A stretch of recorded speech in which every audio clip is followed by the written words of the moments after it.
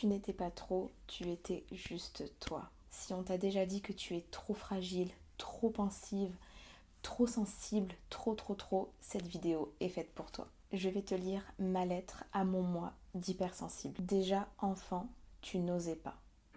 Tu observais. Déjà enfant, une phrase pouvait réveiller en toi des émotions intenses, de tristesse, de frustration, de joie, de bonheur. Ça t'emportait littéralement et il te fallait un moment pour redescendre de tout ça. Tu ne parlais pas beaucoup, tu étais réservé. C'est le mot qui revenait sans cesse pour te qualifier.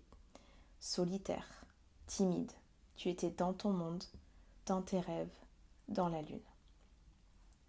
Déjà enfant, tu avais d'immenses besoins affectifs, sans jamais réussir à le formuler, à l'exprimer. C'est normal, tu étais une enfant. Tu n'avais aucune conscience de ça, tu ressentais des choses sans pouvoir les nommer. Tu as grandi et tu as commencé à entendre ces phrases très souvent. Tu te prends trop la tête, mais arrête, tu t'imagines trop de trucs. Tu exagères, tu manques de confiance en toi.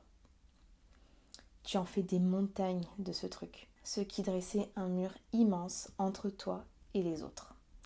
Pourquoi tu reçois ce genre de retour? Ça veut dire que les autres ne ressentent pas tout ça et que c'est normal de ne pas être comme ça? Ce n'est pas normal que je tourne en boucle dans ma tête? Il y a un décalage que tu n'arrives pas à nommer et que ton cerveau le traduit comme un manque de confiance en toi, voire une intelligence plus basse. Tu ne pouvais pas nommer ton fonctionnement de haute sensibilité, tu n'en avais jamais entendu parler et tu n'aurais même jamais pu te dire que tu es trop sensible. Tu as grandi et tu as compris que toutes tes joies et toutes tes peines ont une intensité particulière, que toute frustration est un volcan qui entre en éruption et que toutes les plus belles choses de la vie touchent ton âme. À toi, que l'on a nommé à tort cœur de pierre, de sans cœur, voire même d'égoïste parfois, je te vois. Je sais la solitude que tu as ressentie toute ta vie. La complexité de ton être n'a jamais été faite pour des personnes qui n'ont pas le don de le voir. Tu es connecté au monde tellement souvent que tu n'es plus connecté à toi-même. Il n'y a pas un détail pertinent qui t'échappe, un sourire forcé, une main gênée, un regard timide, tout y passe. Chaque phrase prononcée est enregistrée et comporte quelque chose de particulier dans la manière d'être dite. Et toutes les phrases entendues viennent former un tout pour comprendre du mieux possible le fonctionnement de l'autre.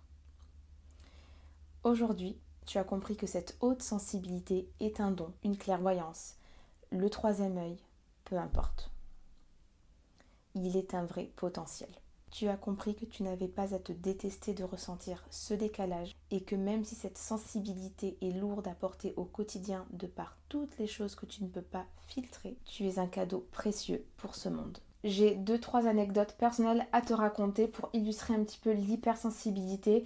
En fait, la toute première, c'était en 2015. J'assiste à un spectacle de dauphins, donc c'était à Lisbonne. Je suis pas du tout pour ces parcs-là, mais je me suis retrouvée à cet endroit-là et en fait, j'ai pas compris ce qui m'est arrivé à ce moment-là. Donc, je m'installe. C'est une espèce d'un immense endroit. Il y avait des tribunes, mais enfin, vraiment, c'était blindé de monde. Il y avait beaucoup de monde. C'était très grand. Et puis le spectacle commence, donc la musique, les dauphins, et à partir du moment où ça commence, je sens en moi une espèce de... Il y a quelque chose qui me prend comme ça, qui m'envahit, et je me mets à fondre en larmes.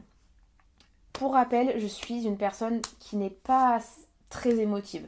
Je m'explique, il y a des choses des musiques, des choses très subtiles qui vont me mettre la larme à l'œil, mais je suis pas quelqu'un, je vois un beau paysage, je fonds en larmes.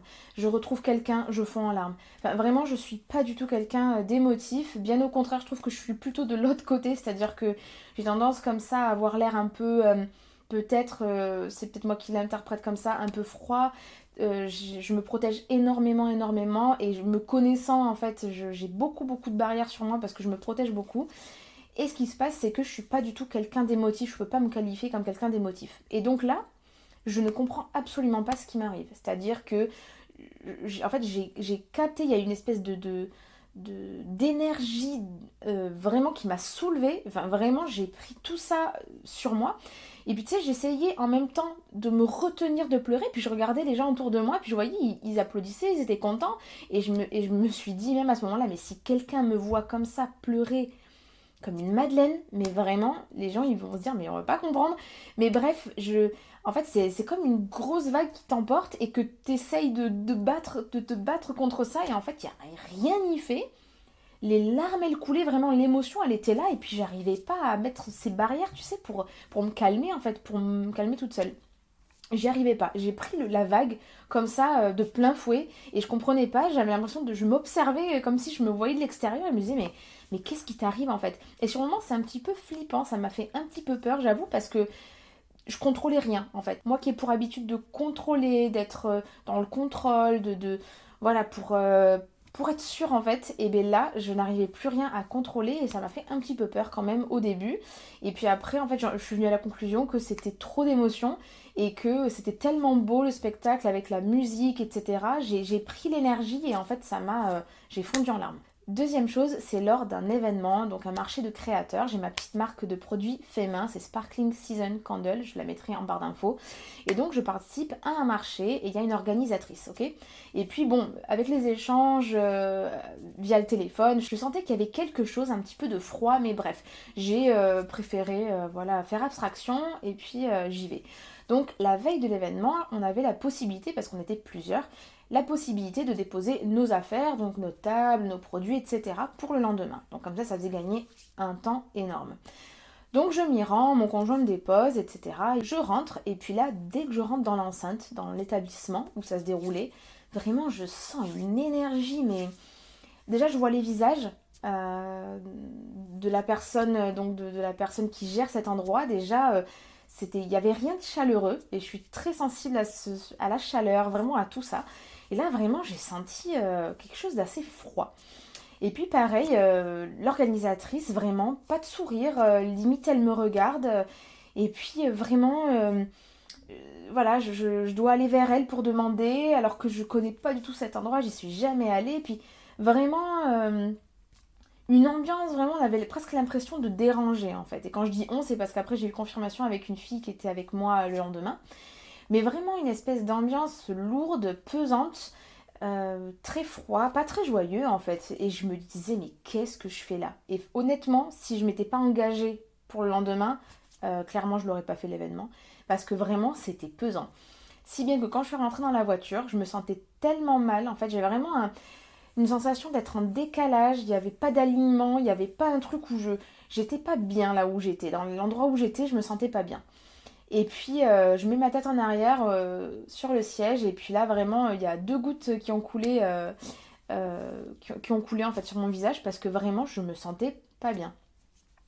Et voilà, et c'est l'hypersensibilité, c'est hyper bien quand c'est du bon côté, quand c'est du bon, et puis quand c'est du mauvais, forcément c'est très intense également. Voilà un petit peu ce qui m'est arrivé. Et aussi, troisième situation, et ça, si tu es hypersensible, tu l'as vécu au moins une fois, je pense. Tu sais, c'est quand tu es dans un endroit et que tu connais pas forcément toutes les personnes, tu connais quelques personnes. Ça dépend. Et donc tu y vas et puis tu observes beaucoup. Personnellement, j'observe énormément. Je suis plutôt quelqu'un qui est en retrait, donc je suis pas quelqu'un qui prend énormément de place, qui va vraiment venir voilà, parler, prendre de la place, qui doit vraiment être au centre. Absolument pas. Je suis tout le contraire. Je suis quelqu'un plutôt qui va être réservé et qui regarde, qui écoute beaucoup et qui regarde beaucoup. Et donc je capte très rapidement, voilà, dans l'air un petit peu ce qui se passe entre 2 personnes. Je regarde vraiment chaque détail, la gestuelle, les mimiques.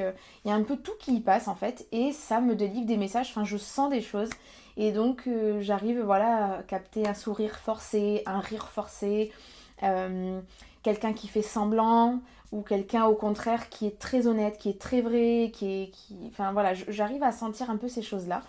Et voilà un petit peu pour ces exemples de situations personnelles, de vécu personnel. Donc si toi aussi tu t'es déjà senti trop pensive, trop sensible, etc., sache que tu n'es pas seule et qu'on a besoin de personnes comme toi dans ce monde. C'est un cadeau. Et si tu te reconnais là-dedans, dans cette lettre, écris-moi en commentaire « Je me reconnais » pour qu'on puisse un petit peu se sentir tous ensemble moins seuls. N'hésite pas à liker la vidéo si elle t'a plu, si elle t'a aidé et à t'abonner si tu aimes tous les sujets concernant l'hypersensibilité, développement personnel. Et tous les dimanches, on se retrouve dans une nouvelle vidéo à 11h pour un nouveau thème sur l'hypersensibilité et développement personnel. Je t'attends en commentaire et d'ici là, prends bien soin de toi. À très vite.